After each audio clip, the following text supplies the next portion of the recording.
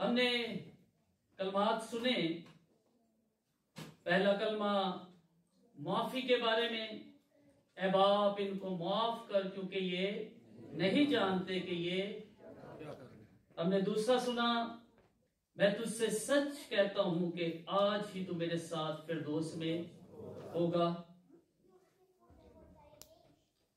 इसमें एक बड़ी अहम बात, आपने जिसने नजात पाई, बादशाहत पाई, इसकी अपील सुनी है। उसने ये अपील नहीं की कि मुझे बचा ले, यहां से मैं सलीब से नीचे उतर रहा हूं, ये अपील नहीं की। हमारी अपीलें कुछ इसी तरह की होती हैं, मगर इसने ये अपील नहीं, इसने कुछ बड़ा मांगा है। आमीन, आमीन। उसने क्या मांगी? बादशाही। अपनी दुआओं में बादशाही को शामिल करो। आमीन। रोटी कपड़ा, ये तो पीपल्स पार्टी का नारा भी है। ये क्या है उनका अपनी दुआओं को जरा अहम कीजिए, अपनी दुआओं को जरा बढ़ाइए, आगे लेकर चलिए। क्या? बादशाही। मुझे क्या चाहिए? बादशाही। और यीशु मसीह अपने लोगों को बादशाह देने के लिए जमीन पर आया। आमीन। तीसरा कलमा हमने सुना, ए औरत देख तेरा बेटा ये है। अपने शागिर्द से कहा, देख तेरी मां। मतलब भाई ने बहुत अच्छा कलाम सुनाया। मां बाप के फराइज। यीशु ने एक बेटा होते हुए, मरियम का बेटा होते हुए, उसने अपनी मां का फर्ज जो है वो भी पूरा किया और उसको एक जिम्मेदार हाथों, और सुनिएगा, रूहानी हाथों के सुपुर्द किया।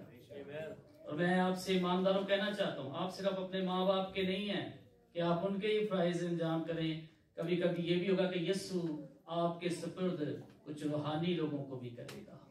आमीन। ये बातें बड़ी हैं, मगर मैं थोड़ा सा करके बात कर रहा हूं। तो माँ बाप की जिम्मेदारी भी आपका फर्ज है, समझ रहे हैं? माँ बाप को छोड़िए नहीं। ये आयत सुन के खुदा के कलाम में लिखा है, मर्द अपने माँ बाप को छोड़ेगा, अपनी बीवी से मिला रहेगा। ये पूरी सच्चाई को समझने की जरूरत है। ये कहकर खुदावन ने ये हुक्म मिटा नहीं दिया कि तू बाप और माँ की इज्जत करना, या कह दिया अब नहीं करना, यहां तक बीवी तक ठीक था मगर आगे जरूरत नहीं है। ऐसा कभी भी नहीं है, ऐसा कभी भी नहीं। और खवातीन भी इन मामलात को समझें कि अगर बेटा होते हुए, खामद होते हुए वो माँ बाप के फराइज अंजाम दे रहा है, या बेटी भी दे रही है अपने माँ बाप के फराइज, तो हमें समझने की जरूरत है कि ये खुदा की तरफ से। आमीन, आमीन। सो माँ बाप के फराइज सर अंजाम देने। ऐ मेरे खुदा, ये जो कलमा चौथा कलमा कफारा, ऐ मेरे खुदा तूने मुझे, इसमें ब्रदर ने हमें दो अबरानी का भी बताया, ग्रीक का भी और एरामी का भी। इसमें तजाद था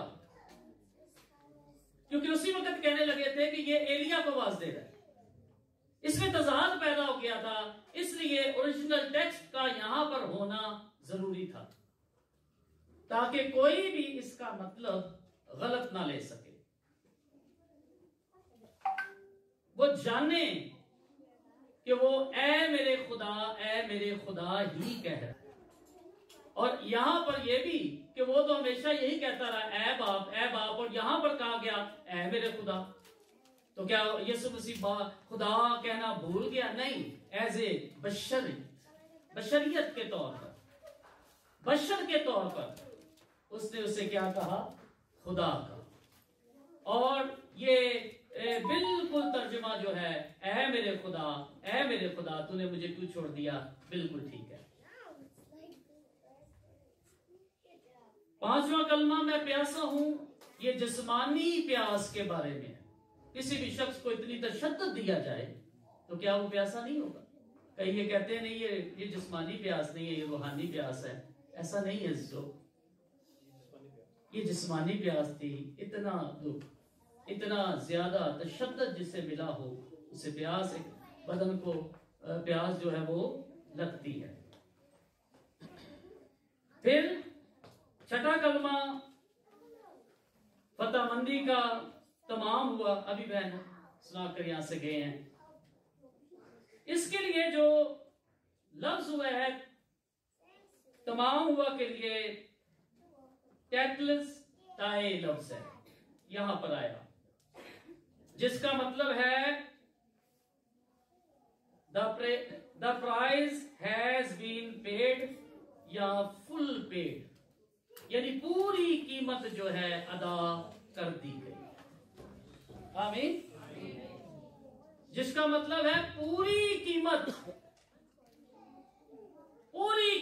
अदा कर दी गई। हमें जो उसने खरीदा,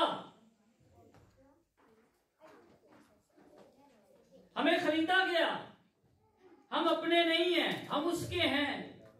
हमें खरीदा गया, हमारे लिए कीमत लगाई गई, और वो कीमत यीशु मसीह की जान देना जो है, ये हमारी क्या है? कीमत। आप बड़े अनमोल हैं, मैं बड़ा अनमोल हूं। आमीन। बड़े महंगे हो, माई कहती है ना, बड़ा मेरा महंगा पुत्र है, बड़े महंगे हो आप। मुझे मेरी माँ कहती थी मेरा बहुत महंगा बेटा है, और जब मेरा बेटा हुआ तो मुझे कहती थी तेरे नालों ज्यादा महंगा ही। आप बहुत महंगे हैं, आप बड़े कीमती हैं, आपके लिए कीमत अदा की गई। यीशु मसीह ने अपना खून दिया है आपको खरीदने के लिए, मुझे देने के लिए। यह कीमत बहुत बड़ी कीमत है।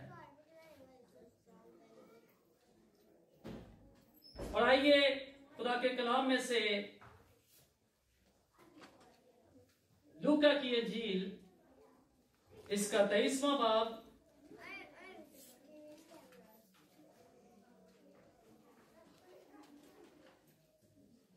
निकालिएगा।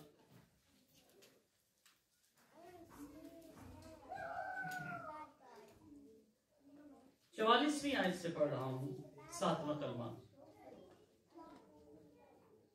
फिर दोपहर के करीब से तीसरे पहर तक तमाम मुल्क में अंधेरा छाया रहा।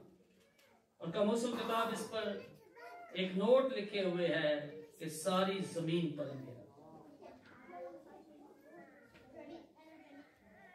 फिर यीशु ने बड़ी आवाज से पुकार कर कहा, ऐ बाप, मैं अपनी रूह तेरे हाथों में सौंपता हूं। और ये कहकर दम दे दिया।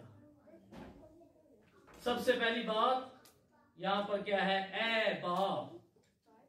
मैं इसलिए से पहले भी कह रहा था कि यीशु मसीह हमेशा खुदा बाप को बाप कह के ही मुखातब होता था, और उसने हमें भी यही कहा कि जब आप मुखातब हो बाप के साथ, खुदा के साथ, तो आप क्या कहना? ऐ बाप। पतरस के लिए कहा गया। पतरस से जब शागिर्दों से पूछा गया लोग मुझे क्या कहते हैं,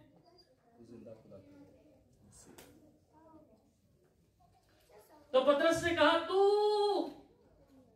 जिंदा। आमीन। ये जिंदा वो खुदा के लिए नहीं लगा रहा, वो यीशु के लिए लगा रहा है। तू जिंदा खुदा का बेटा मसीह है।